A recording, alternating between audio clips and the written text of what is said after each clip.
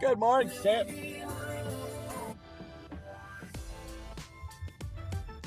Let's try that again. Good morning, America. I'm Sam Sparks. Oh wait, that's wrong. We have a video coming out right now. Actually, we have a video in the making. It's on this 2007 Toyota Camry. So we've already done some. Excuse me, I'm sick. I sound sickly. On this 2007 Toyota Camry, which we've already done work on. We've done full brakes on this thing, and it needed them. They were bad. But now we are doing the big job, and there's not great videos out on the big job, which is, actually wait, I want more space on the driver's side, because that's the side I'm gonna be on most of the time. It is the timing chain, guys.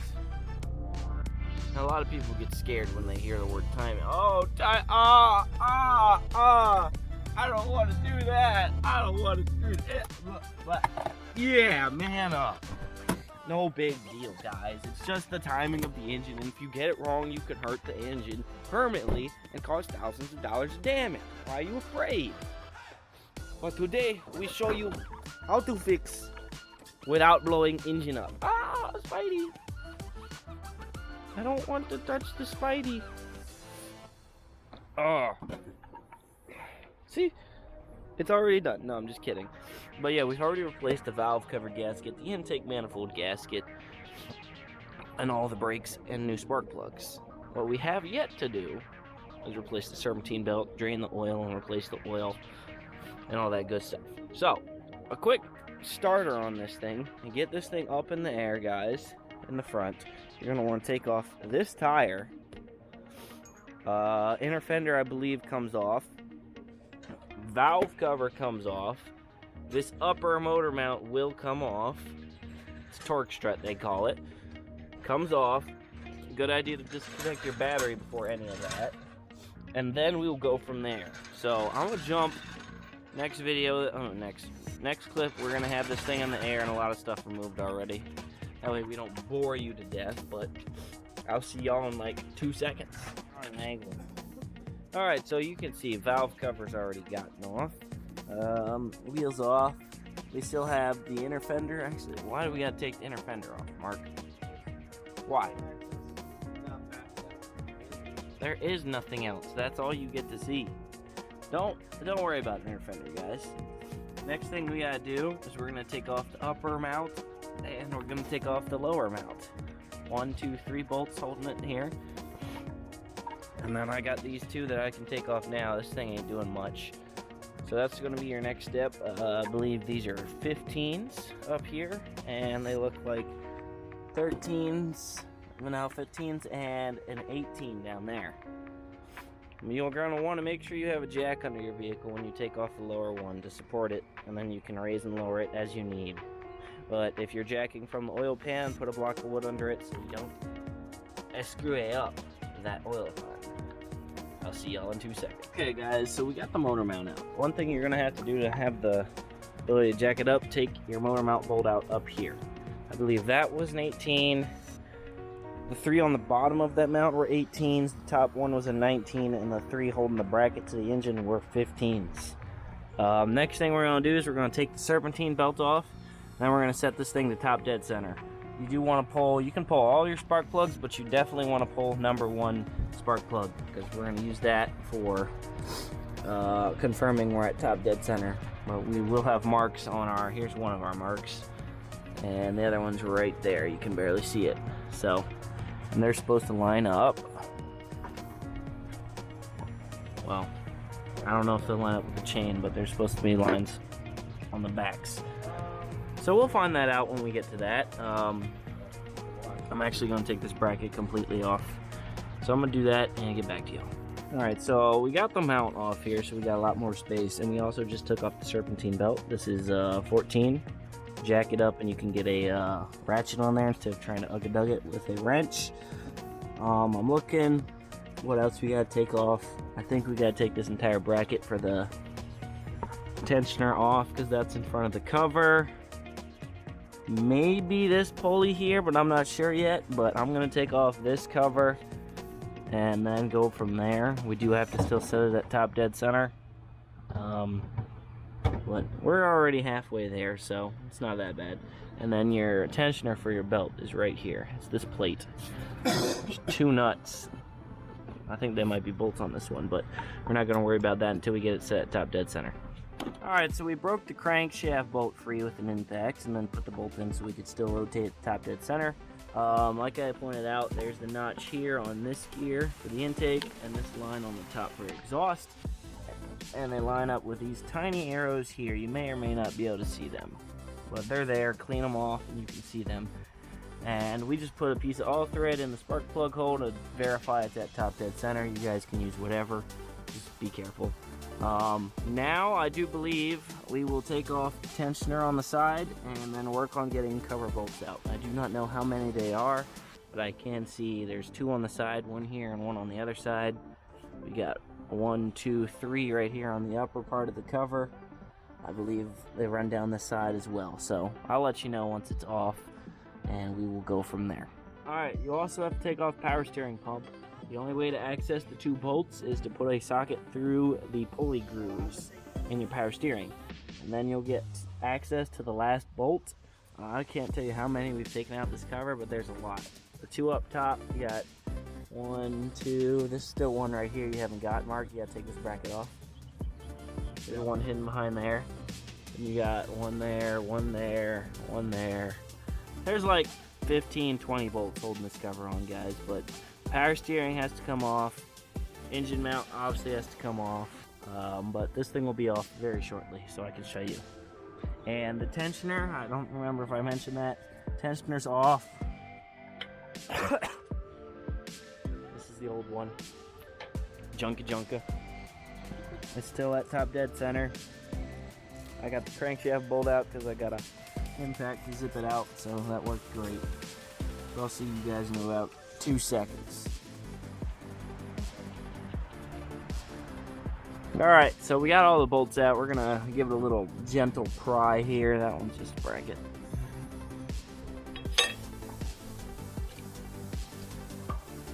Just gently pry against the stuff. Somebody should have a tap at the bottom. Get that to come loose. We also got to pry from down there. Lower the junction back down. Stop.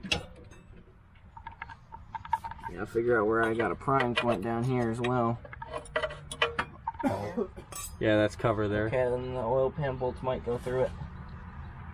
They definitely do. Alright, well, we almost had it, guys. Don't forget your oil pan bolts.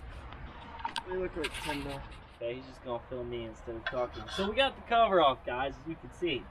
The one, what was it, right here? The one stud that we had for the tensioner was an inverse Torx. You gotta take that out to get the cover off, along with the oil pan bolts, because, where's that? This side. So this bolt is the one I'm talking about. The reason you gotta take that out is because there's one stud in the oil pan, and you gotta lift up. That bolt's there, you're not able to lift up, you're not able to pull out. So with that out, all the 4 bolts on the oil pan, you clean your surfaces. I'd recommend replacing this seal. If you have it off, it's just quick and easy. Make sure you clean both your surfaces well. Use a chisel, don't gouge. Just clean the surface up. Use some brake clean to clean it up after that, because we are going to put this back together with some RTV. Depending on your RTV, some of them have to sit for 4 hours without any lubricant before you try to fill this thing up with oil. So that being said, you can go to the engine now. Yeah. So my brother's going to clean that cover off, and I'm going to go ahead and tackle taking these guides off, which I believe there's a 10 mil here and a 10 mil on this side, and then I think on the other side it should be a 12 down there at the bottom, and this one up top is just loose, so my brother might have taken that off already. I don't know. Either way, I'm going to take these guides off, and then we're going to go ahead and go down there to that the crank wheel, and start messing with getting the chains off and whatnot. So that'll be that. So the guides are off. Like I said, 10 mil, 10 mil, 12 mil for that one down there. There's also I threw it over here, but this piece right here, it comes in a standard timing kit if you get whatever replacement for this thing. This thing sits right over here. That's a 10 mil bolt as well. The timing kit that we got comes with the oil chain, so we're going to go ahead and replace it. That's what these two are. So I pulled the sprocket that holds the timing chain off. So then what you have to do for this is you have to rotate this hole, either one of these holes on the side of this sprocket. There's a hole that's inside of the oil pump over here, so you've got to turn this basically 90 degrees counterclockwise. Then you shove a piece of metal through this hole in the sprocket into the hole in the oil pump gear, which allows you then to hold that still while you pull this nut to pull the sprocket out. And since the chain is undone on the intake and exhaust cams, you know, we're not going to have to worry about missing timing. We just got to make sure that once we put this all back in, that this is pointed where it is and it's lined up with the right teeth and blah blah blah. So yeah, we'll take care of that and then get back to it. Okay guys, we are really close here. So we got everything on. We're using some vice grips on, not the camshaft lobes obviously, to hold this thing in position so it's got tension and it's loose on the side where the tensioner is going to be, which is what you want. You want this side to be tight, which this thing is very tight, and this is loose. Good to go. We got our wheel on, we got our surfaces well cleaned. That's probably, oh, never mind. I was going to say tires in order. We got the cover really clean. So now we're about to apply our goop and let this thing sit. So the goo instructs us to tighten it finger tight, let it sit for an hour, and then torque all the bolts. That's exactly what we're going to do. We're going to put this on, put all the bolts in by hand, snug them up, and then we're going to put the tensioner in. And they want you to put tensioner in, and then they want you to rotate the crankshaft 90 degrees and unhook this so it goes out, puts tension on it. So without further ado, there's nothing you guys really need to see here. So we're gonna goop it up, double check everything's right, put all the bolts in by hand, and go from there, guys. We're finally here, guys. Get some vice grips, hold your camshafts in position. It'll help. This is our second time today. We're just not showing you the first time. Do not worry about your marks on your chain. You are going to rotate your engine around after you set tension with the tensioner and verify that your marks on your camshafts and crankshaft have not changed. As long as they line up, you're fine. Do not worry about those marks, because those do not matter. Those marks matter. So this RTV, they want us to snug them up 1 hour later, then we torque them. And then it says 24 hours, so we're going to fill it after we're done at the end of the day, but not going to run it till tomorrow. Take your time, don't rush. There isn't much left for us to show on this video, because it's just going to be a reinstallation of everything. You guys should be able to find torque specs on mostly all this stuff online. The same as I'm going to have to do. And yeah. I don't have anything else to say. I'll see you guys next video. I don't know what it's going to be, but it's not going to be this, because this is going to be done. So I'll see y'all later.